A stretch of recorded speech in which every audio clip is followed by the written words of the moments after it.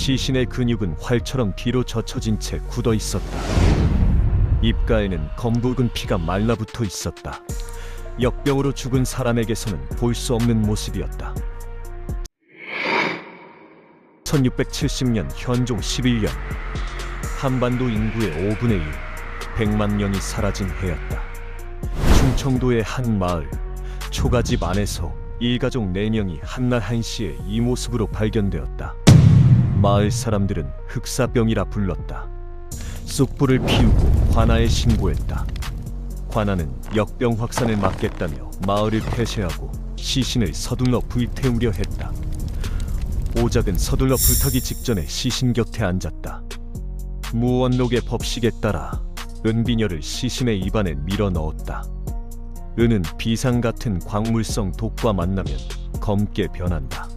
비녀는 검게 변하지 않았다. 독살은 아니었다.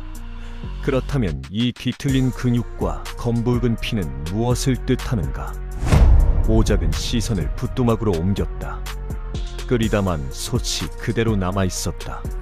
솥 안에는 정체를 알 수 없는 야생초와 검게 곰팡이가 핀 곡식 찌꺼기가 눌어붙어 있었다. 오작은 찌꺼기를 조심스럽게 걷어냈다. 곰팡이의 색과 형태를 살폈다. 맥각균이었다. 맥각균은 볼이나 호밀 같은 곡물에 기생하는 곰팡이다. 이 균이 만들어내는 알칼로이드는 혈관을 극도로 수축시키고 신경계를 마비시킨다. 근육 경직과 입가의 출혈은 급성 알칼로이드 중독이 남긴 흔적이었다. 역병이 아니었다. 이 일가족은 곰팡이의 독소를 삼키고 죽었다. 종사관은 관아에 창고 장부를 펼쳤다.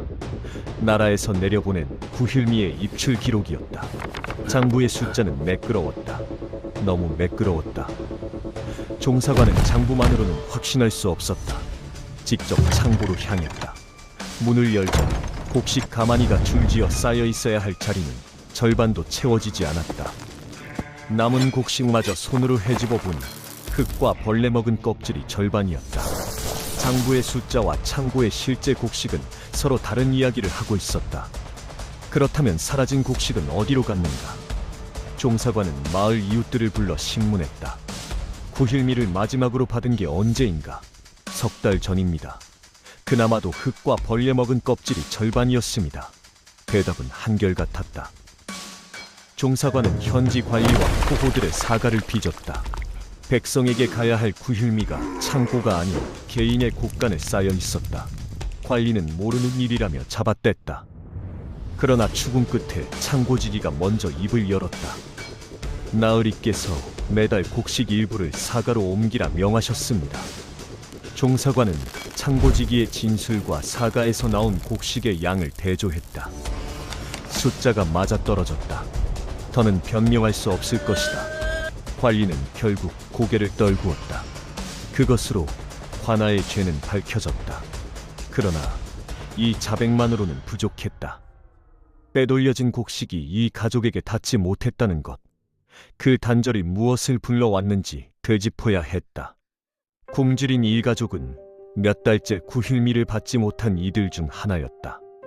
먹을 것이 완전히 떨어지자 가정은 산으로 들어갔다.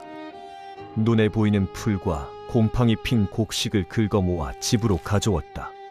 독인 줄 몰랐던 것이 아니다. 굶어 죽는 것과 그 풀을 먹는 것 중 하나를 고를 수밖에 없는 처지였다.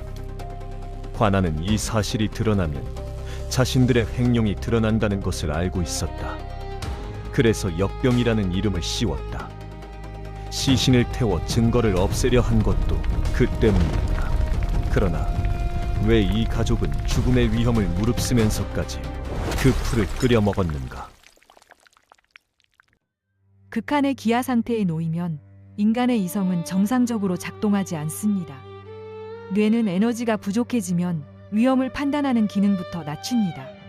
현종실록은 당시 굶주린 백성들이 초근목 피로 연명하다 인육까지 취하는 지경에 이르렀다고 기록했습니다. 이는 이 가족만의 이야기가 아니었습니다.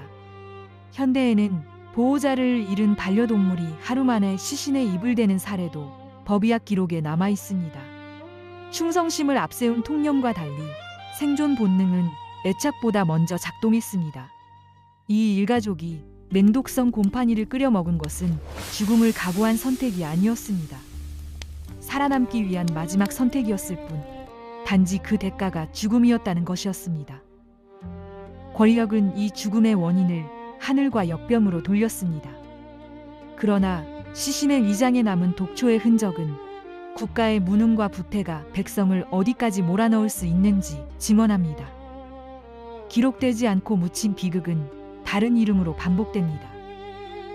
지금 우리가 아무렇지 않게 먹는 한 끼의 식사가 누군가에게는 목숨을 건 마지막 선택이었습니다.